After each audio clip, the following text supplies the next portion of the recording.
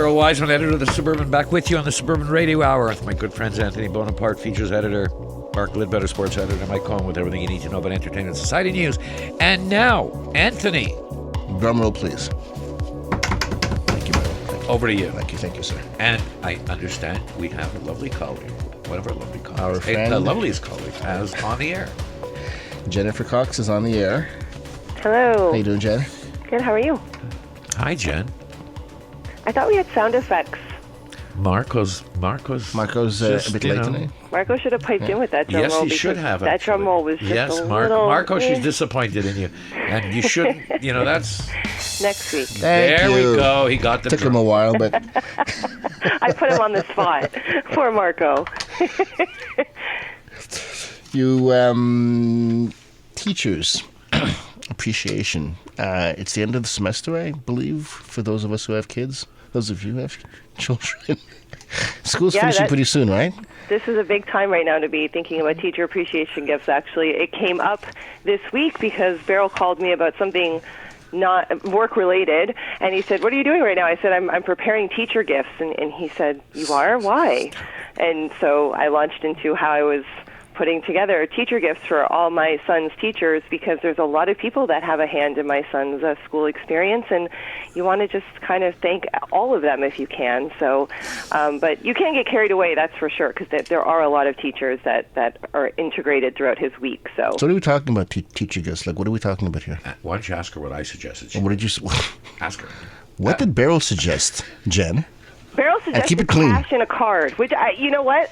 I got to tell you, most teachers will tell you that they like the, cute little mugs that say world's greatest teacher and stuff, but you know what they really want? They want gift cards. They want to be able to... Gift cards or cash, it's the same thing. That's what I mean. So you weren't that far off, but I was definitely putting my own little personal touch on some little homemade cards, and, I have my son sign them. I mean, I think that means a lot to teachers as well. I mean, everybody loves to get a little gift here and there, but, if you take the time to have your child write them a small note, after all, they've been their teacher all year. So that's what we do in our household. My son sits down, and much to his chagrin, sometimes we have to write out notes to all the teachers to thank them because they put in so much time. So what you're saying is you bribe your kids' teachers? Yeah, but does it really count as bribing if I wait till the end of the year? I mean, if I had done this at the very beginning of the year, that's a little suspicious. Excuse me, and what's wrong with... Well, if the kid gets an A, I mean, I'm not saying I don't do maybe things at the beginning that B of the becomes year an A if I know that the parent is going to give me a bottle of wine or something at the end of That's this. the whole point. At the beginning of the year, the message should be sent. Incredible. You know what the word tip means, don't Corruption. you? Pardon me? Do you know what the word tip means, don't you? Oh, I heard something else. To Sorry. ensure proper service. All right. That's why tips used to be given in Britain at the beginning of a meal, for example, in a restaurant. I know, but to a teacher? I don't know. Anybody. You guys didn't give your teachers gifts at the end of the year, like Yeah, a little something? in the schools. Yeah, Jen, in the schools I went to, our gift was nobody shoved a shiv in their kidneys. So we respected their physical integrity. Or their cars were keyed. Or their cars weren't keyed, yes. That was our gifts. Wow. Exactly.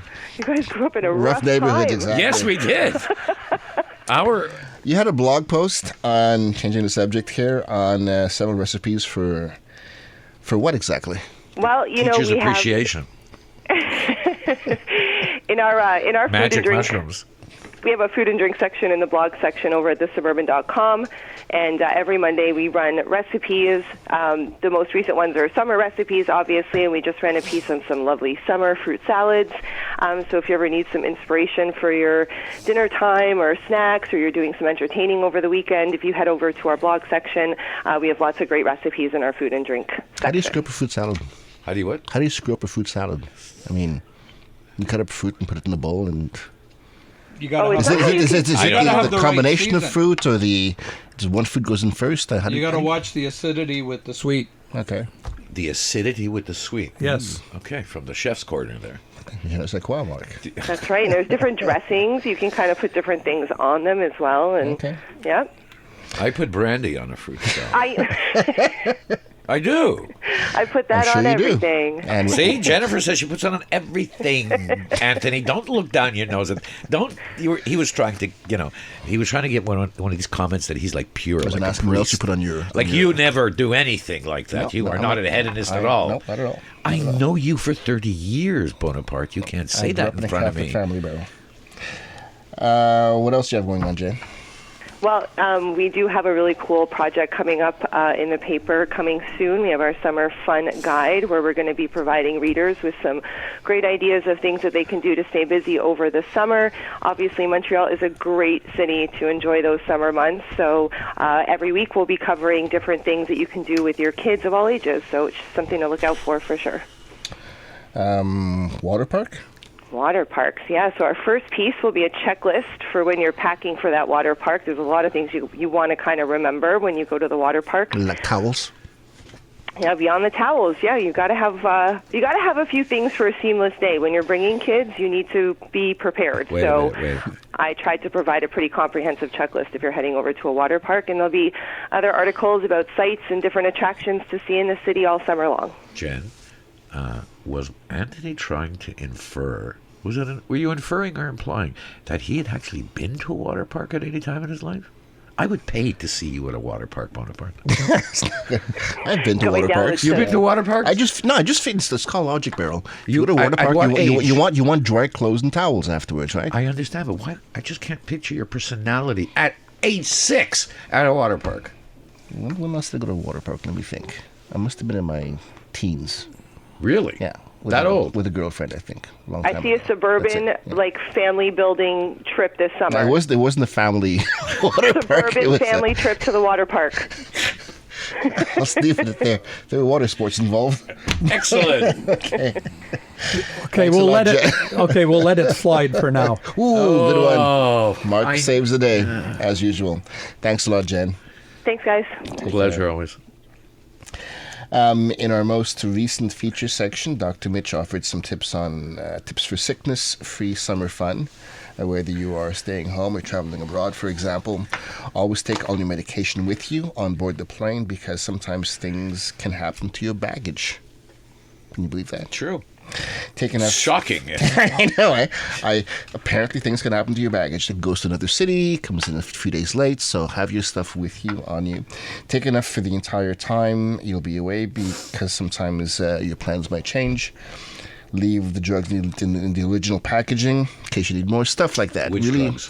Well, whatever. the legal if you're the legal drugs, exactly. Forgot. Because in case you need more when you're at your location, you want to make sure that you know exactly what you're on. Like whatever you're on right now, Beryl. Okay. I wrote a piece on Dr. Frederick Bertley, a local kid, not 54, who did real good. His alma mater, McGill, gave him an honorary degree, and he delivered a convocation speech on May 31st. Bertley, who grew up in Pierrefonds, is the youngest of 4 kids in a academically inclined family. His father was Dr. Leo Bertley. He taught history at Vanier. And his mother had her MA in education. They were both very involved in the black community. Anyways, Dr. Bertley earned his undergraduate degrees at McGill, as well as his PhD in immunology at McGill. And he now heads one of the top science museums in the U.S. He's also a PBS science show host. And what he's all about is talking about mainstreaming science, like reading and writing. We should all have some basic level of science literacy. So you can talk about, say, climate change and not sound like a total idiot. Not his words, but mine.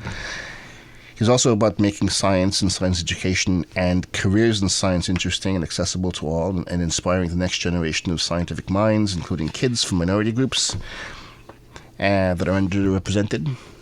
If you don't see yourself in certain careers, you basically never think that you can do it yourself. So that's really important. Life, and it's a great article, and I recommend everybody should pick it up just for the inspiration of what people have to overcome, and we do, and we can.